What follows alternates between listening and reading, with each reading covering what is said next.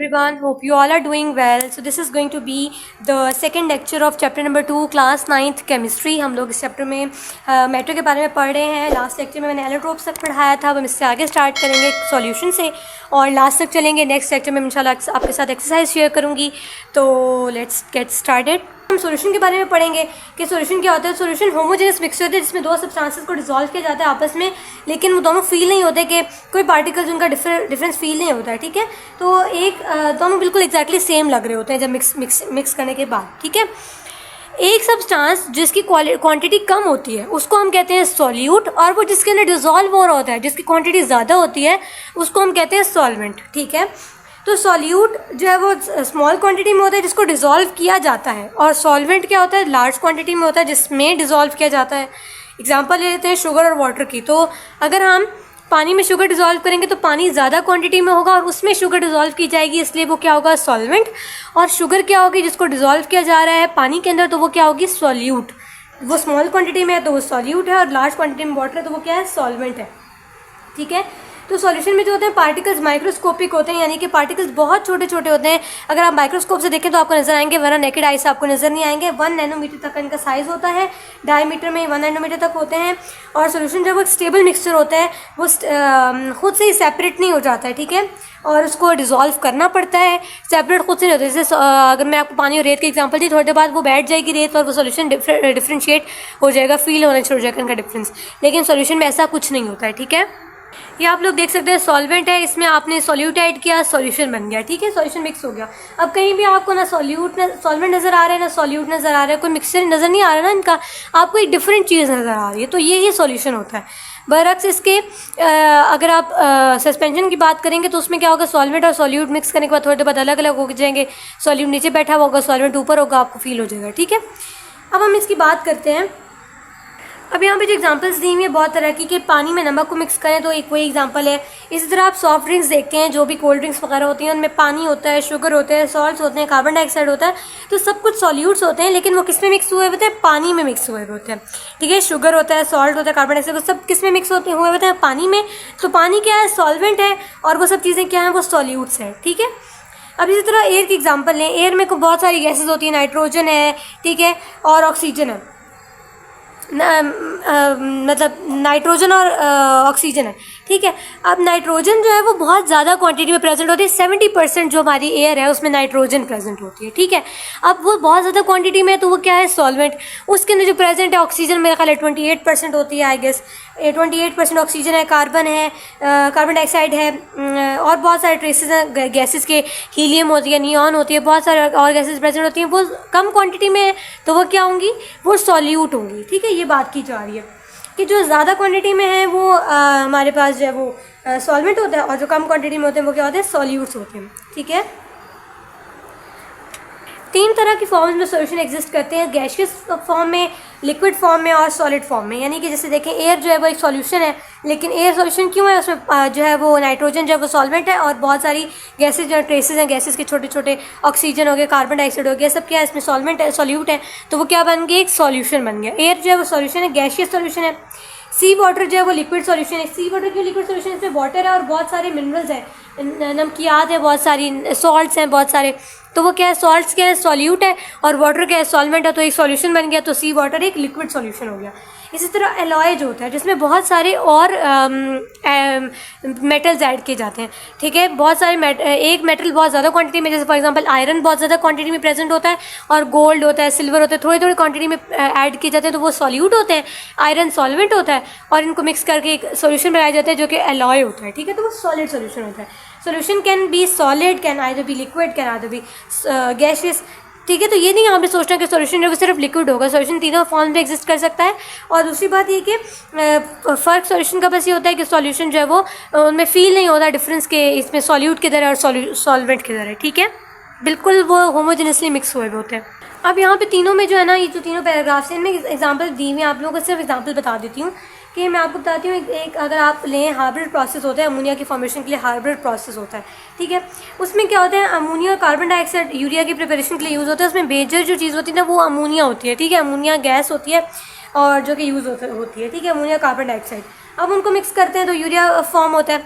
ये तो इन सब चीज़ों में ना अमोनिया लार्ज क्वांटिटी में वो सॉल्वेंट होता है, बाकी सारी गैसेस स्मॉल क्वांटिटी में होती हैं तो वो सॉल्यूट होती हैं। इसी तरह स्मोक होती है तो वो बहुत सारे कार्बन पार्टिकल्स जो होते हैं उनकी डेली लाइफ का एक सॉल्यूशन है, ठीक है। उसमें बहुत सारे और चीज़ें प्रेजेंट है, तो गैसेस की एग्जांपल हो गई। लिक्विड की एग्जांपल मैंने आपको पहले भी दी है, अब आप देख लें। एक और आप देखें, रेक्टिफाइड स्पिरिट जो है वो फर्मेंटेशन की जाती है शुगर केन की, यानी कि गन्ने के रस की, गन्ने का जूस जो होता है वो उसकी, विनेगर की, और इन सब की जो फर्मेंटेशन होती है ना उससे प्रोड्यूस किया जाता है रेक्टिफाइड स्पिरिट, तो एक सॉल्यूशन है, ठीक है। अब ब्राइन है, शुगर सिरप है। ब्राइन होता है NaCl plus water, sodium chloride plus water का जो सोल्यूशन है उसको ब्राइन बोलते हैं, ठीक है। और शुगर सिरप है यानी कि वाटर एंड शुगर, ये सब सॉल्यूशन क्या है, लिक्विड सॉल्यूशन है, ठीक है। अब सॉलिड सॉल्यूशन है, मैंने आपको पहले भी बताया, एलॉय की एग्जांपल दी है कि आयरन होता है उसमें और भी बहुत सारे मेटल्स मिक्स किए जाते हैं तो वो क्या हो जाते हैं, एलॉय हो जाते हैं, एलॉय बन जाता है जो सॉलिड सॉल्यूशन होते हैं, ठीक है। तो आप इसको पढ़ लेंगे, आपको समझ आ जाएगा। अच्छा, अब एक चीज़ यहाँ पे बताई गई, aqueous solution. Aqueous solution basically liquid solution ही हैं कि क्या होता है, लेकिन बेसिकली एक्वस सोल्यूशन का मतलब क्या होता है, एक्वस सोल्यूशन लिक्विड सोल्यूशन में फ़र्क क्या है। लिक्विड सोल्यूशन में जो सॉल्वेंट है ना जिसमें डिज़ोल्व किया जा रहा है वो कोई भी हो सकता है। It can either be vinegar, it can either be liquid, water भी हो सकता है और कोई भी एसिड भी हो सकता है लिक्विड फॉर्म में। लेकिन एक्वस सोल्यूशन जो होगा ना उसमें जो सॉल्वेंट होगा वो वाटर ही होगा। ये आपको डिफरेंस पता होना चाहिए। डिफरेंस क्या है लिक्विड सोल्यूशन में, एक्वस सोल्यूशन में, कि लिक्विड सोल्यूशन में जो भी सॉल्वेंट है वो लिक्विड फॉर्म में होगा, कोई भी हो सकता है, एसिड हो सकता है, एसिडिक एसिड हो सकता है, विनेगर है, कुछ भी, वाटर भी हो सकता है। लेकिन एक्वस सोल्यूशन में सॉल्वेंट है वो वाटर ही होगा। जब वाटर ही सॉल्वेंट होगा तो वो एक्वस सोल्यूशन होगा, ठीक है। तो एक्वस सोल्यूशन जो होता है वो फॉर्म होता है किसी भी सॉल्यूट को हम डिसॉल्व करते हैं सॉल्वेंट में, और इस एक्वस सोल्यूशन में सॉल्वेंट क्या होता है, वाटर होता है, ठीक है। इसमें शुगर सिरप हो सकता है, आपको पानी में अपने सॉल्ट मिक्स किया है वो हो सकता है। अब वाटर जो है ना वो यूनिवर्सल सॉल्वेंट है क्योंकि वो बहुत सारी चीज़ों को अपने अंदर डिसॉल्व कर लेता है, मोस्टली बहुत सारी चीज़ों को जो पोलर होती हैं, ठीक है। पोलर जो है वो पोलर में ही डिसॉल्व हो सकता है। तो वाटर जो है ना वो पोलर है, तो वो पोलर को अपने अंदर डिसॉल्व कर लेते हैं। जितने पोलर सॉल्यूट्स होते हैं ना वो इसमें डिसॉल्व हो जाते हैं वाटर में, तो इसको हम यूनिवर्सल सॉल्वेंट भी बोलते हैं। इसमें सॉल्यूट की अमाउंट कितनी है इस पर डिपेंड करते हुए इसको तीन तरह से क्लासीफाई किया गया, saturated solution, unsaturated solution, super saturated solution. अब आप लोग ये पूरा पढ़ लीजिएगा, आपको सिर्फ एक ही बात समझ में आएगी जो मैं आपको भी बताने लगी हूँ, ठीक है। बेसिक सी चीज़ है। सैचुरेटेड सोल्यूशन क्या होगा, ऐसा सोल्यूशन जो पानी में, अगर हम बात करें पानी में, अगर आपने पानी, शुगर सिरप की हम बात करते हैं, पानी में आपने चीनी मिक्स करनी है, ठीक है। पानी में आपने शुगर मिक्स करनी है, पानी में आपने जब शुगर मिक्स की, थोड़ी सी शुगर को मिक्स किया और वो मिक्स हो गई, ठीक है।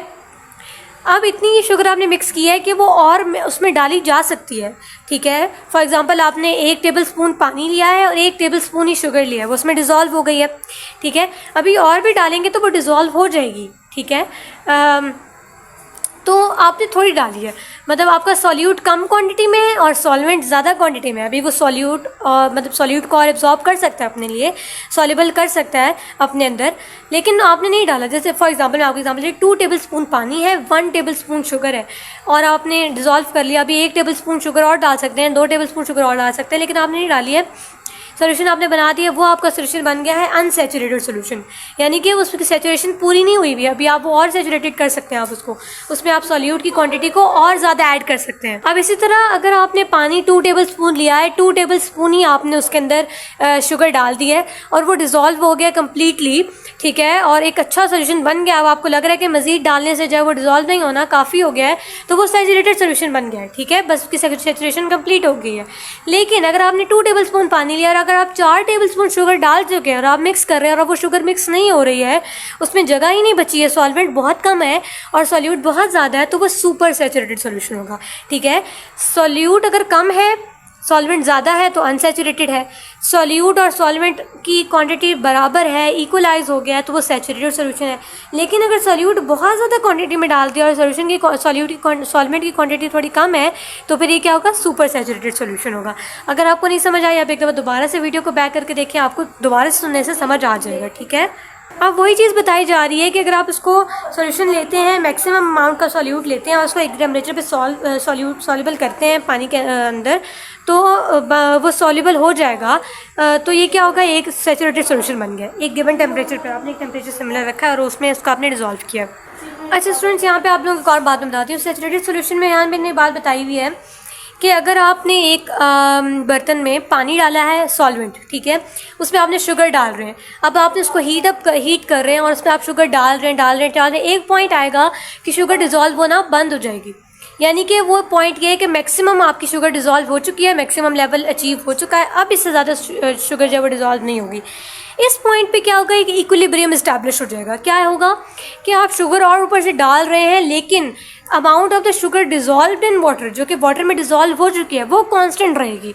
चाहे आप जितनी भी शुगर और डाल लें, जितना भी टेम्परेचर और इंक्रीज़ कर दें, टेम्परेचर इंक्रीज़ नहीं करना, टेम्परेचर वही रखना है, जितनी भी शुगर और डाल लें, शुगर डिज़ोल्व नहीं होगी। जो amount of sugar dissolved in water जो है वो कांस्टेंट होगी, ठीक है। ये जो स्टेट होती है ना, इसको हम कहते हैं इक्विलिब्रियम। ये इक्विलिब्रियम अचीव हो गया कि आप क्या होगा, क्रिस्टलाइजेशन शुरू हो जाएगी, यानी कि शुगर नीचे जाके बैठना शुरू हो जाएगी, मजीद अब डिज़ोल्व नहीं होगी। इसको सैचुरेटेड सोल्यूशन बोलते हैं। ये एक सैचुरेशन की एक इक्विलिब्रियम अचीव हो जाता है। आपसे क्वेश्चन किया जाता है कि how an equilibrium is achieved in saturated solution, आप बता सकते हैं। पूरे पैराग्राफ में यही बात हुई है, ठीक है। अनसैचुरेटेड सोल्यूशन के बारे में ये बताया गया है कि ऐसी सोल्यूशन जिसमें कम अमाउंट ऑफ सॉल्यूट डाला गया है और उसमें और डाला जा सकता है, उसके अंदर कैपेसिटी है डिज़ोल्व करने की, तो ऐसे सोल्यूशन को हम क्या कहते हैं, अनसैचुरेटेड सोल्यूशन। अब जो आपने सुपर सैचुरेटेड सोल्यूशन अचीव किया था ना, यहाँ पे इक्विलिब्रियम एस्टैब्लिश होने के बाद एक टेम्परेचर आपने रखा हुआ था उस पर, अब आप क्या करें, टेम्परेचर इंक्रीज़ कर दें, आप हीट एनर्जी देना शुरू कर दें और शुगर डालना शुरू कर दें। वो जो शुगर क्रिस्टलाइज हो रही थी ना, वो शुगर डिज़ोल्व होना शुरू हो जाएगी, ठीक है। क्या होगा, ज़्यादा हीट करने से क्या होगा, शुगर और ज़्यादा डिज़ोल्व होगी, capacity to dissolve this solute in the solvent will increase automatically, ठीक है। ये अचीव होगी सिचुएशन। इस कंडीशन को हम, जो सोल्यूशन अचीव होगा उसको हम कहेंगे सुपर सैचुरेटेड सोल्यूशन। यानी कि अगर आप सैचुरेटेड सोल्यूशन को और हीट अप करेंगे तो वो सुपर सैचुरेटेड सोल्यूशन बन जाएगा, वो और कंसनट्रेटेड हो जाएगा, यानी कि उसकी कैपेसिटी से बढ़कर वो अपने अंदर चीज़ों को डिज़ोल्व कर लेगा, ठीक है। तो अगर आप इजी वे उन्होंने लिखा हुआ है कि क्या है सुपर सैचुरेटेड सोल्यूशन बनाने का, कि आप एक सैचुरेटेड सोल्यूशन बनाएं और उसको हाई टेम्परेचर पर रख दें और सॉल्यूट ऐड करना शुरू कर दें, तो क्या हो जाएगा, एक सुपर सैचुरेटेड सोल्यूशन बन जाएगा। नीचे यहाँ पे एक एक्टिविटी दी हुई, आप इसको पढ़ेंगे, आपको पूरा समझ में आ जाएगा। वही बात है स्पून और वाटर वाली, कि आप इसको किस तरह से कर सकते हैं। अगर आपको चाहिए होगा तो एक्सपेरिमेंट मैं आपको करके भी दिखा दूँगी, आप लोग मुझे कॉमेंट्स बॉक्स में बता दीजिएगा, आप लोगों को ज़रूर करके दिखा दूँगी, आप लोगों को बहुत आराम से समझ आ जाएगा। फिलहाल इसकी ज़रूरत नहीं है, हम आगे चलते हैं। Next topic is concentrated and dilute solutions. तो what are concentrated solutions and what are dilute solutions, हम लोग इसके बारे में पढ़ते हैं। तो कंसनट्रेटेड सॉल्यूशंस वो सॉल्यूशंस होते हैं कि जिसमें सॉल्यूट की क्वांटिटी जो है वो ज़्यादा होती है। कंसनट्रेटेड क्या होते हैं, जिनमें सॉल्यूट की क्वांटिटी ज़्यादा होती है वो कंसनट्रेटेड होते हैं, यानी कि उनमें सॉल्यूट की कंसनट्रेशन ज़्यादा होती है, ठीक है। आपने पानी लिया है, शुगर ली, एक सॉल्यूशन लें, एक दो आप बीकर रख लें, दो यार आप बर्तन रख लें, ठीक है, सीधी बात है। दो बर्तन रख लें आप, उसमें एक में 2 टेबलस्पून पानी डाल लें, एक में 2 टेबलस्पून, दोनों में 2 टेबलस्पून पानी डालें, और एक के अंदर आप 1 टेबलस्पून शुगर डिज़ोल्व करें, आप एक के अंदर 3 टेबलस्पून शुगर डिज़ोल्व करें। डिज़ोल्व दोनों के अंदर हो जाएगी, दोनों में ही दोनों में सोल्यूशन बन जाएगा। लेकिन जिसमें 1 टेबलस्पून डिज़ोल्व हुई है उसमें कम क्वांटिटी ऑफ सॉल्यूट है, तो वो क्या होगा, डाइल्यूट सॉल्यूशन होगा। और जो 3 टेबलस्पून वाला है वो क्या होगा, कंसनट्रेटेड सॉल्यूशन होगा। तो क्या होता है कि जिस सॉल्यूशन में सॉल्यूट की जो अमाउंट है वो कम होती है, वो क्या होता है, डाइल्यूट होता है, और जिसमें ज़्यादा होती है वो कंसनट्रेटेड होता है, ठीक है। तो यही बात लिखी हुई है सारी, आप लोग दोबारा पढ़ लीजिएगा, आप लोगों को समझ आ जाएगा। नेक्स्ट हमारे पास जो टॉपिक है वो है सॉल्युबिलिटी, ठीक है। कि अब हम देखते हैं कि सॉल्युबिलिटी क्या होती है। सॉल्युबिलिटी एक ऐसा लेवल होता है कि हर सॉल्युबिलिटी जो है ना, बेसिकली वो सॉल्वेंट और सॉल्यूट पे डिपेंड करती है, ठीक है, कि क्या कौन सा सॉल्वेंट है, कौन सा सॉल्यूट है। सॉल्युबिलिटी एक हद है कि किस हद तक आपका सॉल्यूट जो है वो सॉल्वेंट के अंदर डिज़ोल्व हो सकता है, या आपका सॉल्वेंट कितनी कैपेसिटी रखता है आपके सॉल्यूट को डिज़ोल्व करने में, ठीक है। एक स्टेज आती है इक्विलिब्रियम वाली स्टेज, जो हमने पहले पढ़ी है सैचुरेटेड सॉल्यूशन में, कि एक स्टेज होती है कि जहाँ पे आके जो सॉल्यूट है वो आप डाल रहे होंगे लेकिन वो डिज़ोल्व नहीं होगा। वो स्टेज क्या है, वो आपकी स्टेज आपको कैसे पता चलेगा, सॉल्युबिलिटी से। वो आपको बताएगा कि आपके सॉल्यूशन की सॉल्युबिलिटी कितनी है, आपके सॉल्वेंट की और सॉल्यूट की, कि वो कितना डिज़ोल्व हो सकते हैं, कितनी अमाउंट डालेंगे तो वो डिज़ोल्व हो जाएगा, ठीक है। तो एक ये जो solubility is the maximum amount, आपकी मैक्सिमम अमाउंट जिसको आप डिज़ोल्व कर सकते हैं, वो क्या होती है, सॉल्युबिलिटी होती है, ठीक है। अब इसका इफेक्ट पड़ता है, effect of temperature on solubility. Effect भी डिपेंड करता है कि आपका सॉल्यूट कैसा है। कुछ जो है ना वो सॉल्यूट बेसिकली जो है वो इंक्रीज़ करती है उनकी solubility with increase in temperature, और कुछ की डिक्रीज़ करती है। आप लोग यहाँ पे देख सकते हैं नीचे कि यहाँ पे देख सकते हैं increase in solubility with temperature, यानी कि ये अगर सॉल्यूट आप डिजॉल्व करेंगे KCl पोटाशियम क्लोराइड और ये अमोनियम क्लोराइड है, इनको अगर आप डिजॉल्व करेंगे वाटर में तो या किसी भी सॉल्वेंट में तो ये और इनको आप इनकी टेम्परेचर इंक्रीज़ कर देंगे तो और डालने से ये और ज़्यादा सॉल्युबल होते जाएंगे, ठीक है। लेकिन अगर आप इनको हीट करेंगे पानी में सोडियम सल्फेट को, सोडियम सल्फेट नहीं Na2SO4 CaOH, टेम्परेचर इसका इंक्रीज़ करेंगे तो टेम्परेचर इंक्रीज़ करने से पानी में डालने के बाद इसकी सॉल्युबिलिटी डिक्रीज़ होना शुरू हो जाएगी, यानी कि जैसे टेम्परेचर इंक्रीज़ होगा सॉल्युबिलिटी डिक्रीज़ हो जाएगी, यानी कि जो अमाउंट है मैक्सिमम अमाउंट ऑफ सॉल्यूट जो आप डाल सकते थे वो अब आप नहीं डाल पाएंगे, वो डिज़ोल्व भी नहीं होगा। तो ये डिफरेंस होता है, ठीक है। और ये डिफरेंस क्यों कंपाउंड पे डिपेंड करता है। अब ये इतना डेंस कंपाउंड है, ठीक है, ये बहुत ज़्यादा डेंसली कंपाउंड्स होते हैं। आगे आप लोग जाके पढ़ेंगे, ये आयनाइज्ड कंपाउंड्स होते हैं। इसमें आप लोगों को जो है ना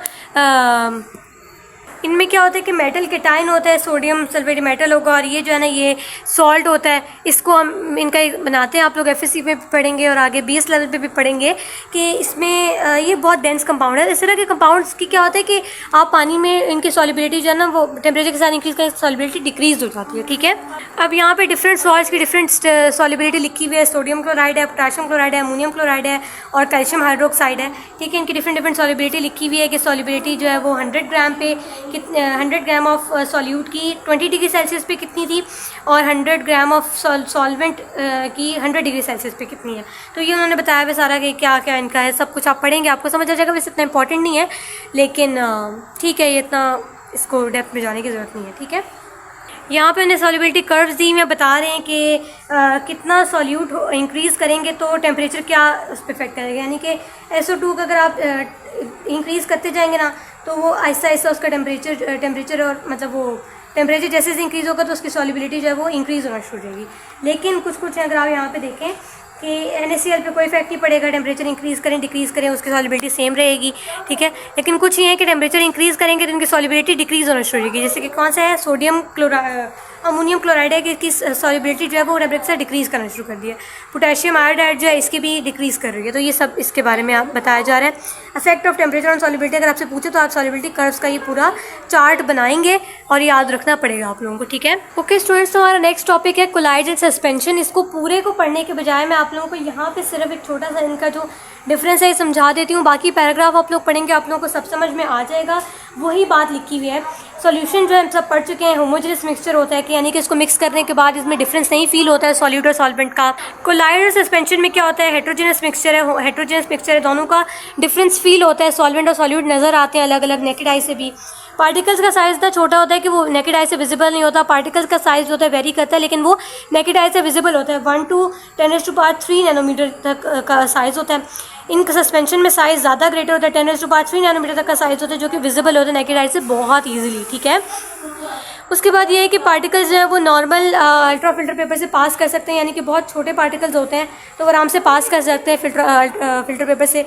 लेकिन इनके पार्टिकल्स के साइज़ बड़े होते हैं, वो नॉर्मल फिल्टर पेपर से पास नहीं करते हैं। और इनके जो होते हैं वो पार्टिकल्स के साइज़ वो बहुत ज़्यादा इससे ज़्यादा बड़े होते हैं कि वो नॉर्मल फिल्टर पेपर से बिल्कुल भी पास नहीं करते, यानी कि ये दोनों पास नहीं होते फिल्टर पेपर से और ये पास हो जाते हैं, ठीक है।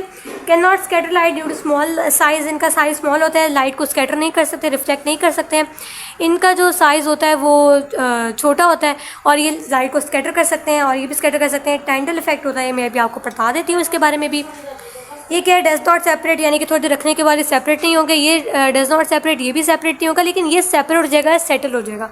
ये क्या है, सी वाटर है। पानी के अंदर आप सी वाटर देखते हैं, आपको कभी फील हुआ कि नमक ये नज़र आ रहे हैं ये और मिनरल्स नज़र आ रहे हैं, ये पोटाशियम ये सोडियम कुछ नज़र नहीं आएगा आपको, बिल्कुल एक होमोजेनस मिक्सचर होगा। मिल्क है, अब मिल्क देखें ऐसा ही वाटर है। मडी वाटर में क्या होता है, मडी वाटर अगर आप देखिए पानी में रेत डाल दें, सैंड डाल दें, थोड़ी देर बाद रेत बैठ जाएगी, मिट्टी बैठ जाएगी, पानी ऊपर आ जाएगा, आपको बहुत आराम से फील हो जाएगा, ठीक है।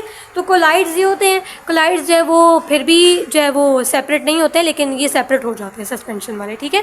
तो ये इनका डिफरेंस है, आपको मैं ऊपर दोबारा पढ़ लेती हूँ, खुद आपको बता देती हूँ कि जो चीज़ डिफरेंस है ऊपर वाली चीज़ों में वो आपको एक दफ़ा बता देती हूँ ताकि आप लोग शिकायत न करें कि समझ नहीं आया हुआ, बाकी सेम है सब चीज़, ठीक है। इस ऊपर वाले पैराग्राफ्स में नीचे वाले में कुछ फ़र्क नहीं है, मैं सारा कुछ पढ़ा है, बिल्कुल सेम सब चीज़ें। टेंडल इफेक्ट के बारे में बात की गई ऊपर कि टेंडल इफेक्ट एक इफेक्ट है कि यानी कि पार्टिकल का साइज़ जितना बड़ा होगा वो स्कैटर कर सकते हैं लाइट को। तो इनमें पार्टिकल का साइज़ बहुत स्मॉल है तो स्कैटर नहीं करते हैं लाइट को, ये दोनों स्कैटर करते हैं। इनमें टेंडल इफेक्ट शो होता है यानी कि पार्टिकल का साइज़ बड़ा है तो लाइट जब आप पास कराएंगे ना तो आगे से अगर आप यूवी लैंप वगैरह के ज़रिए या बिल्कुल अंधेरा वगैरह करके देखें तो आपको फील होगा कि लाइट आगे से पास होती हुई नज़र आएगी, ठीक है। लेकिन अगर ये सॉल्यूशन होगा तो लाइट पास नहीं करेगी। पानी अगर रखें आप और लाइट पास कराएं, लाइट अगले ग्लास में से पास होती हुई नज़र नहीं आएगी। लेकिन अगर आप मडी वाटर रखेंगे ना तो वो पास होती हुई नज़र आएगी। ये अगर आप एक एक्सपेरिमेंट भी कर सकते हैं। अच्छा, बेसिक डिफरेंस आपसे पूछ सकते हैं सस्पेंशन और सॉल्यूशन का, वो ये टेंडल इफेक्ट ही है कि ये स्कैटर कर सकते हैं लाइट को, स्कैटर नहीं कर सकते। बहुत मेजर डिफरेंस है, आप लोग इसके बारे में बात कर सकते हैं, ठीक है। बाकी सारा कुछ बिल्कुल सेम है। Hope you are very clear about it. कोई मसला हो, कोई परेशानी हो, आप लोग पूछ सकते हैं कमेंट बॉक्स में। मैं आप लोगों की सारी क्यूरीज को सुनती हूँ और क्लियर करूँगी, ठीक है।